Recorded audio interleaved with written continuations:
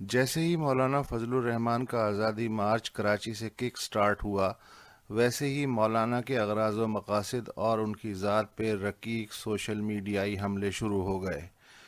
کوئی گمراہ کہہ رہا ہے کہ پیپلز پارٹی شکرانے کے نوافل ادا کرے گی، جب کل مولانا کمو شہید پار کر کے سندھ سے پنجاب میں داخل ہوں گے۔ کوئی مجہول کہہ رہا ہے کہ بلاول تو اور دور تک مولانا کے ساتھ چلنا چاہتا تھا، مگر کسی نے بلاول کو یہ کہہ کے ڈرا دیا کہ ہرگز مت جائیو، مولانا ایک زیرک سیاسی تاجر ہیں، اسلام آباد کے راستے میں کہیں بھی اچھا ریٹ ملا تو بیچ کے گمچھا جھٹکتے ہوئے آگے بڑھ جائیں گے۔ کوئی نیچے یہ کہہ رہا ہے کہ مولانا نے آزادی مارچ کے قالین کو ڈی چوک میں بچھانے کے لیے بولی وزیر اعظم کے استعفے سے شروع کی، اور پھر ان کے نمائندے اکرم دورانی نے ڈی سی اسلام آباد کے لائے ہوئے 15 روپے کے اسٹامپ پیپر پہ دستخط کر دیے۔ یہ لوگ تانے دے رہے ہیں کہ مولانا سے اچھے تو طاہر القادری رہے، جنہوں نے جنوری 2013 میں اپنا لانگ مارچ اسلام آباد کے بلو ایریا تک لانے کا مطالبہ منوا لیا اور پھر اپنے زور بازو پہ پارلیمنٹ کے سامنے ریڈ زون میں پہنچ گئے۔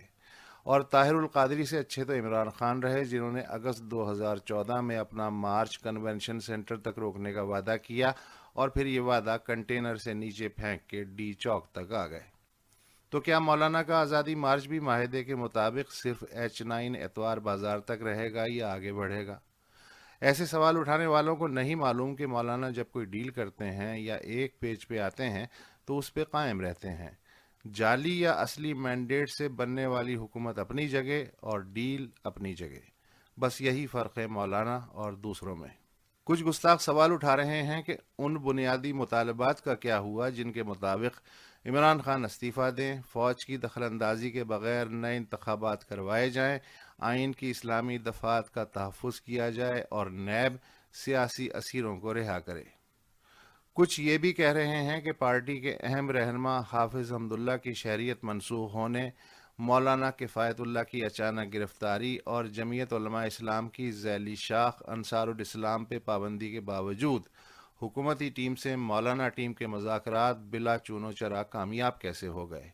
وہ کیا مجبوری تھی کہ مولانا کی ٹیم علامتی احتجاجی واک آؤٹ تک نہ کر سکی؟ اور کچھ ان پڑھ یہ سوال اٹھا رہے ہیں کہ نواز شریف کی ضمانت کے بعد مسلم لیگ نون مولانا کے مارچ میں آخر کیوں دلچسپی اور جوش کے ساتھ شرکت کرے گی؟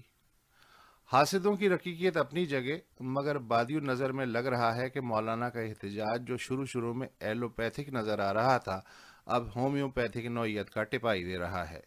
حکومت کو غالباً جتنا جلاب دینا مقصود تھا دیا جا چکا۔ جس طرح چیئرمین سینٹ کے خلاف عدم اعتماد کی تحریک کی جادوئی ناکامی کے بعد سب ہنسی خوشی رہنے لگے، اسی طرح 31 اکتوبر کی علامتی فتح کے بعد بھی سب ہنسی خوشی رہیں گے۔ ویسے بھی جہاں موافقت بھی اجازت کے تحت ہو اور مخالفت بھی اجازت نامے کی مرہون منت اور منافقت بھی پرمٹ پہ ہو، وہاں بے ساختگی کا کوئی مستقبل نہیں۔